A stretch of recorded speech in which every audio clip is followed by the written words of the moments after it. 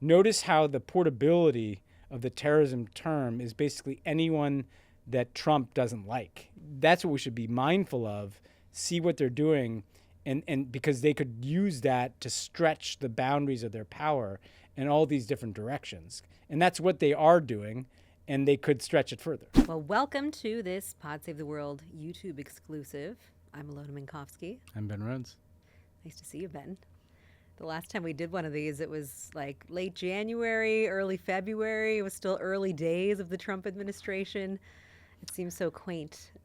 We're still within 100 days, which is technically That's early true. days, but it feels like it's been 100 years. So. It does feel like it's been 100 years. And I'm sorry, for all like a variety of boring reasons, we have not been able to do one of these again, but I'm happy that we are. I wish it were under better circumstances. I know, though, right? I know. We don't get to choose the times, they choose us. This is true. So we kind of, had started wanting to point a finger at the authoritarian tendencies that the Trump administration has to do like this authoritarian watch theme. He has given us more than enough material over the last couple of months. And before we get into like the very specific thing that we're going to talk about today, do you want to just give us like a temperature check on how you think our democracy is doing? Yeah, I'm a bit of a doomer, Alyona, on this. I have the experience of having written a book a few years ago about essentially the authoritarian playbook that others have used, Putin, Orban, Erdogan, Netanyahu. And if you look at what the Trump administration's done thus far, they've kind of been shopping on the menu of authoritarian playbooks from around the world. And I'm seeing all these tactics that have been used by other countries that they're kind of relentlessly applying across the board here. So this is kind of the worst case scenario I could have envisioned in terms of how they're centralizing power and all the things they're doing. And I know we're going to get into that. But, I mean, I think it's important to see what they're doing while they're doing it, because it's kind of like a boiling frog. We're lying in the warm bath, and the water's been getting hotter, and they're normalizing all that stuff that is not normal. I'm just envisioning like a French food menu now with boiled frogs on it. But yeah, you're right. The menu is much more expansive for horrible things you can do in the world rather than, like democratic options to choose from. Okay, so what you and I want to talk about today is, we've been talking a lot on Pod Save the World. It's been in the news, the way that the Trump administration has been approaching immigration and deportation, what they've been doing with rounding people up for having the wrong tattoos, for, sending people to prisons in El Salvador where we have absolutely no oversight over what happens to them and how they're treated, where their family, their legal teams have no communication with them. They've been using a centuries old wartime authority called the Alien Enemies Act to do it. And, while all of this has been in the news, I think that there's something that people aren't necessarily realizing or finding the connection to, which is that they are using the term terrorism to start opening the door to all kinds of abuses. So first, I just want to play a clip. And this is from when Nayib Bukele, the president of El Salvador, was in the White House with the Trump team, and they were talking specifically about the case of Kilmar Abrego Garcia, who they're claiming, that he just can't be returned now, even though they admitted that it was an administrative error that this migrant, and that was the reason that he was sent to El Salvador. They're saying that now he can't come back. Take a look. I don't understand what the confusion is. This individual is a citizen of El Salvador. He was illegally in the United States and was returned to his country. That's where you deport people, back to their country of origin, except for Venezuela that wasn't refusing to take people back, or places like that. I can tell you this, Mr. President, no, the foreign policy of the United States is conducted by the President of the United States, not by a court. And no court in the United States has a right to conduct the foreign policy of the United States. It's that simple. End of story. And that's what the Supreme Court held, by the way, to Marco's point. The Supreme Court said exactly what Marco said, that no court has the authority to compel the foreign policy function of the United States. We won a case 9-0, and people like CNN are portraying it as a loss, as usual, because they want foreign terrorists in the country who kidnap women and children. But President Trump, his policy is foreign terrorists that are here illegally get expelled from the country, which, by the way, is a 90-10 issue. Can President Bukele weigh in on this? Do you plan to return him? Well, I'm supposed to not suggesting that I'll smuggle a terrorist into the United States, right? How can I smuggle? How can I return him to the United States? Like, I smuggle him into the United States, or what do I do? Of course, I'm not going to do it. It's like, the question is preposterous. How can I smuggle a terrorist into the United States? I don't have the power to return him to the United States. Right, Ben. So they're certainly not referring to him as a human being. Definitely not as a migrant, not even as a gang member, which is what they're claiming that he is and that he was involved with MS-13. They're using terrorist. And why, to you, is that so particularly troubling? I think because it creates both a legal and a political pretext for them to do much more than they've already done. I'll give you one example from overseas and then a couple of things about what's happening in the United States. Putin, in his transformation of Russia into a kind of partial democracy, post-Soviet Union democracy in the 90s, to the kind of dictatorship it is today, a key pivotal point was his use of terrorism authorities to transform the Russian political system. So after a horrific terrorist attack in Beslan in Russia in 2004, where you essentially had a bunch of militants take hundreds of school children hostage, then you had this kind of horrific Russian military operation to ostensibly try to rescue the children, led to a shootout. Hundreds died. Putin essentially used the pretext of external enemies and terrorist enemies to do everything from canceling the direct election of governors inside of Russia, to strengthening the powers of the FSB, to kind of changing some of the parliamentary rules to empower his party, United Russia. Terrorism was a door through which he drove a kind of consolidation of power. Now, we obviously saw this, in some respects in the United States after 9/11. But to get to that, there are a couple of authorities that Trump is using. The Alien and Enemies Act, for instance, they're saying that Venezuela, many Americans may not be aware that they've said Venezuela is at war with the United States, and that these gangs like Tren de Aragua, that no Americans had heard of a few weeks ago, except for maybe MAGA diehards, are essentially these kind of extensions of the Venezuelan state at war with us. And there's a lot wrong with that. The Venezuelan government does not sponsor that gang. Venezuela is not at war with us. These gangs are not terrorist organizations. But the point is, how might they use the authority of, if something is a foreign terrorist organization, I need extrajudicial powers to deal with that. And that's what they're saying in this case, essentially. And so if you're claiming a threat of terrorism, you can kind of claim extraordinary powers to deal with a terrorist threat. And that can be used for deportation. Maybe they'll go to war with Venezuela. Maybe they'll say that there's the threat from these gangs in the United States that are terrorist organizations that requires them to, change something with our elections. Maybe they'll start bombing cartels in Mexico under the pretext that they're terrorist organizations. This idea, because people have in their mind terrorism, that's war, that leads to wartime authorities, that leads to governments doing extreme things. There's another post 9/11 authority that they've used to do tariffs, which is an even more extraordinary abuse of power in some respects, which is a power to declare a national emergency, to essentially impose sanctions on other countries. They're now declaring a national emergency, and I don't think any Americans, even if you don't like the economy, would think that there was some emergency that required tariffing the entire world, but that's essentially what they claimed, is that we're in a national emergency, so therefore he can do these tariffs. And so what we're seeing, again, consistent with our authoritarian watch, is them using legal authorities that are highly dubious and probably wrong, to give themselves more power, and then political language, like these are all terrorists, these are terrorist organizations, these are terrorists in our communities kidnapping people, and to essentially justify their authoritarian playbook. Well, it's interesting, too, because in the very beginning of this Trump administration, remember they designated the number of Mexican drug cartels as terrorist organizations. And we were all like, what's the point, of doing that? Is that opening the door for some kind of military operation? And that was, I feel like, just step one, right? Or just one window. Tren de Aragua was not one of those, by the way, because that was, they're not operating in Mexico. But you also see it beyond, everything that you just laid out with Venezuela, in the way that they are canceling, foreign student visas, in the way that they are rounding up foreign students if they participated in protests that, were against the war in Gaza, saying that these are Hamas sympathizers, which is also a terrorist organization. Like, I feel like you can just see the door opening to this being used in so many different ways. And of course, the terrifying reality that Trump is saying that maybe American citizens could be sent to foreign prisons abroad. Yeah. And I think it's important for us to always talk about, like, what are they doing now that we know they're doing, and what might they do in the future, where people could say, come back and say in 2 years, you guys are too alarmist. Fine.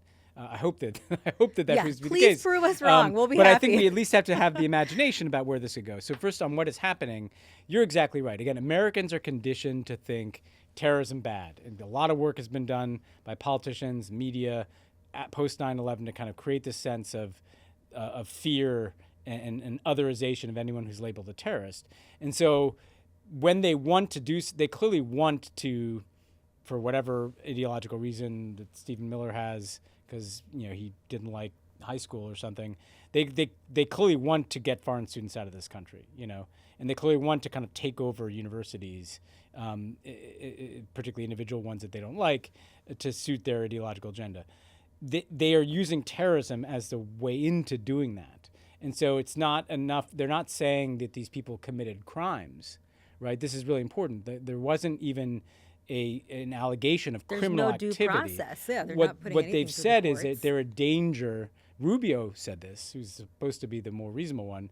They're a danger to the foreign policy of the United States because they are basically Hamas. They're terrorists, right? And so the justification for their totally, unprecedented and I would say likely extrajudicial kind of takeover of these universities, it's this terrorism nexus. The same thing with Mexican cartels. We talked about it on Pod Save the World as, well, maybe they'll take some shots at these guys in Mexico. I don't know. Some of these cartels, they'll say operate in the United States.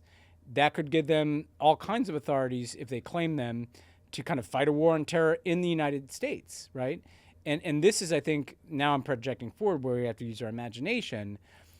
It's not beyond these people to say there's one crime committed in one community, now there's like a war on terror in this country, and we need these extra authorities to deport people, or we need these extra authorities to take over these universities, or we need some authorities to kind of take over the police activity in some city, or like the extreme version of this is, we need to delay the midterm elections or something, right? And now I know I'm getting alarmist, and I'm not suggesting that's likely, but we have to see it as possible that these emergency authorities that they're connecting to terrorism or other kinds of quote-unquote national emergencies, because they've said the border is a national emergency too, that they're using that to do all their authoritarian work.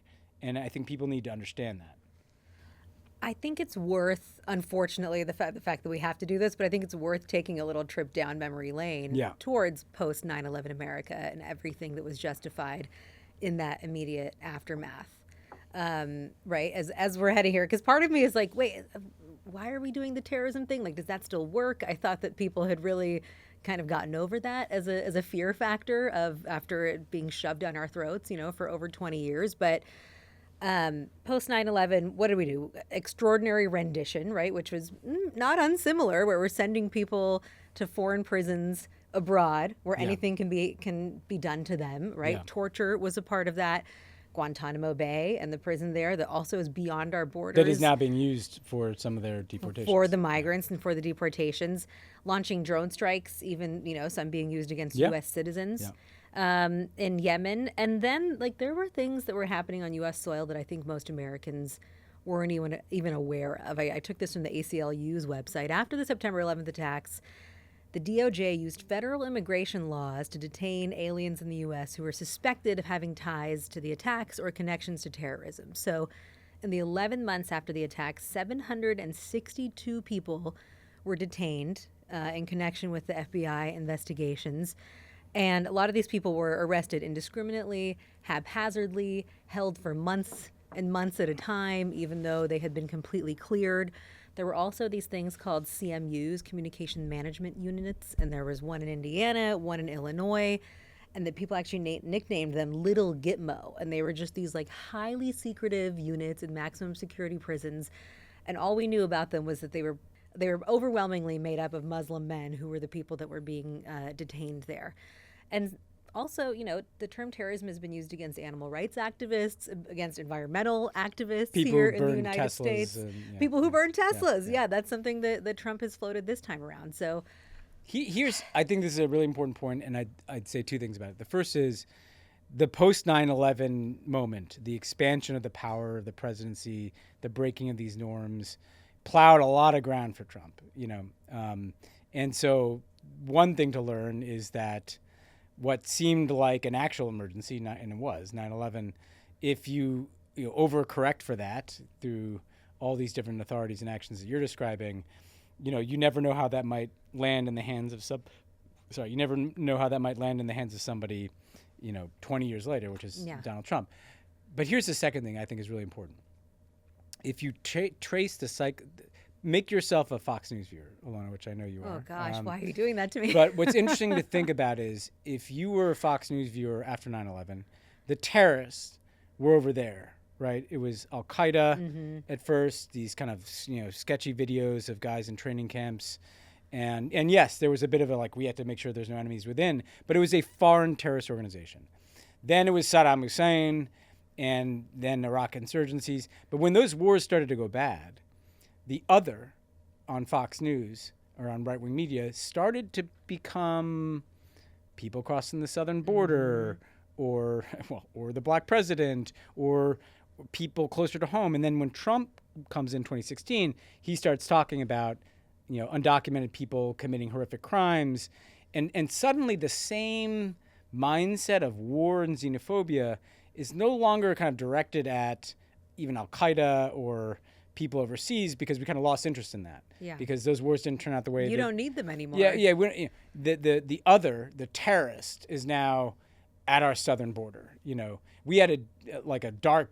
It wasn't a joke because it was something that was actually happening. But in 2014, for instance, the Republicans were running these ads against Democrats about Ebola-infected ISIS terrorists crossing the southern border, which was obviously not something that was happening, but they were rolling all of the other that people were scared of, right? Ebola, ISIS, the border, into one thing. And I think that what Trump has tapped into is the war on terror framework is now entirely domestic. And a terrorist can be just a Maryland man who may or may not have any ties to a gang. It can be someone burning a Tesla dealership. It can be a kid, a foreign student signing an op-ed that's very mainstream, calling for divestment. There's nothing terrorist about that.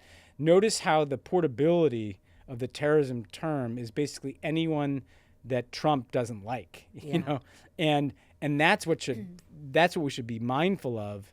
See what they're doing, and because they could use that to stretch the boundaries of their power in all these different directions, and that's what they are doing, and they could stretch it further. I forgot about the Ebola-riddled ISIS terrorists. Yes, that's the thing that happened. Across the board. Those are ads that actually appeared. I feel like at some point, every combination of weird, foe and scary thing has crossed the southern border, according to Fox News. Because I know Hamas and Hezbollah have been crossing through the southern border, according to them as well. I'm sure there's COVID and fentanyl, laced backpacks or something on some of these people. And there's a dehumanization to it too, which is, to just take some iconic moments from the campaign, like they're eating dogs and cats, or there's some Venezuelan gang that took over a whole city in Colorado and nobody could even know what they were talking about. But I think if you look at how an Orban, a Putin, and Netanyahu, and Erdogan, all four of those people have used the exact same political arguments to give themselves additional powers that they never relinquished. And that's what we have to watch here, is that they're doing this for a reason. It's not just to be racist, that's clearly part of it, but it's actually to justify what is essentially stretching the autocratic powers of the American presidency. Yeah, and to go back to Putin, right, you mentioned the Beslan tragedy, which happened in 2004. But I'm going to walk through a couple other ones, too, for our viewers, as a bit of a history lesson, right? Because in 1999, when Putin was the prime minister, right before he was elected president in 2000, there were a series of apartment bombings that happened across Russia, which there have always been kind of questions and speculation as to whether, some of that was FSB. It was FSB. Yeah, it had some security Some false services flag vibes, behind yeah, it. yeah. But that, essentially laid the groundwork for Putin to launch another war against the Chechens. In 2002, there was a theater attack that happened where the security forces, the Russian security forces, there seems to be like a strong pattern here, botched the whole thing. They went in, they used sleeping gas, and that sleeping gas ended up killing some hostages as well. Journalists who covered that critically were arrested, and there were a number of anti-terrorism laws that were passed. 2004, as you mentioned, that's when the Beslan tragedy happened at the school. I was in Moscow at the time, and it's, It was horrible. Now thinking back to it, though, you see how those moments that just permeate your mind, right? Those moments of terror. I was watching it unfold on TV and just watching the news endlessly with everyone else, how those, you play upon people's emotions and their fears to justify anything. But as you mentioned, no more direct election of governors after that. In 2017, there was a subway or metro attack in St. Petersburg that led to restrictions on the use of Telegram. And then, of course, now, in this post-Ukraine war era, everyone is a foreign agent. Everyone is somehow attached to Ukraine. There was the horrible Crocus, city attack last year at the music venue that happened too. And instead of tying that to terrorism, then it just became about the Ukrainians and therefore the Americans too, because it's the rest of the world that is fighting against Russia. I mean, it just, like you said, there are unfortunately many, many more examples, but every single time it's just like another little notch on the belt, another little excuse to crack open the door a little bit more to just complete authoritarianism. Yeah. I mean, one thing you could say, too, for instance, is they designated Alexei Navalny's entire organization as an extremist, essentially a terrorist organization. And they've used that to destroy it, essentially, or exile everybody who's not in prison. And I think you make an important point, Alyona, here, too, which is that if one of the things we want to do with these extra segments is talk about what to watch, and we've obviously talked a lot about authorities, what to watch is what if there's an incident? What if there's a horrific crime committed by someone who fits the bill for Trump?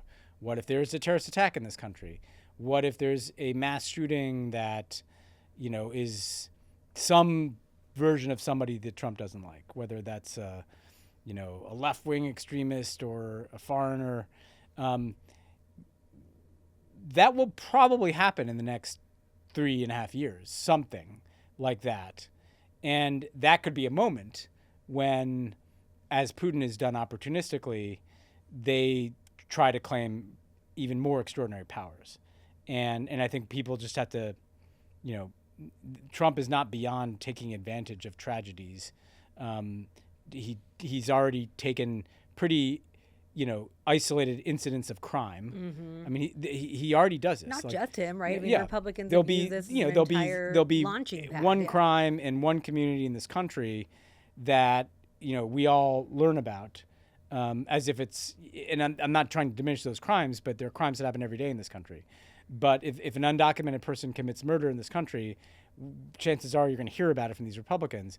And so whether it's just one of those that they use or whether there is something that is kind of a next level event, I think, we need to be mindful that they're probably going to be looking for things that give them a pretext to expand their powers. And again, I know I sound alarmist, but this is happening, people. It's already happening. They're already literally claiming that we are at war with Venezuela and using that to deport people who have not committed crimes. Some of them are not just, some of them are not undocumented. They're legal residents. So it's here. The question is just how far they go with it. Yeah. Wake up, people. I feel like that's all we can say. Yeah. And, just to that, I just want to end it with something that feels like a total tangent, but to the point that you're making. It's like, I feel like now we're having a lot of conversation about how, the cruelty is the point, right? You can see that they totally devalue human life. They don't care if they send people abroad and we never see them again and there's no repercussions, there's no communication, there's no way to get them back. You know how you could tell many, many years ago, as just one example, that Donald Trump is not somebody who cares about other human beings and values other people's human lives, is the fact that there are 16 women that have accused him of sexual assault, right? That when he talks about women, he says like, oh, when you're a star, you can do anything to them. And I feel like people don't see that as a sign then that like, oh, if you are so easy to discard and disvalue a female, just because she's a woman and think that you can do anything to that person, that maybe that means something. Maybe that we should look into this person's psyche and the way that they look at other human beings in general. Yeah, and not, I said a version of this on the podcast, but, and where the point I'd end on is the power is the point. The authoritarianism is the point, more than the cruelty. Even with women, right? If you're a star, you can do it. That's about power. You can do whatever you That's want. about if you have power, you are allowed to do whatever you want. And I think what they're methodically building in the first 100 days of this administration is the idea that our authoritarian power is the point. The point is that we deported this guy without due process. The point is that we're not going to send him back just because the court tells us to, right? And yet that is cruel, but I actually think in the hierarchy of points that the authoritarian power point is the one that that they're really conveying. Yeah. Well, I hope that we have substantially terrified everyone and given you some nightmares to knowledge is power. No, knowledge is power. I completely agree. Incredibly, I just feel like it's so Awareness is power. important, to point this stuff out. Thank you, Ben. Thanks, Lona. Thanks for watching, guys.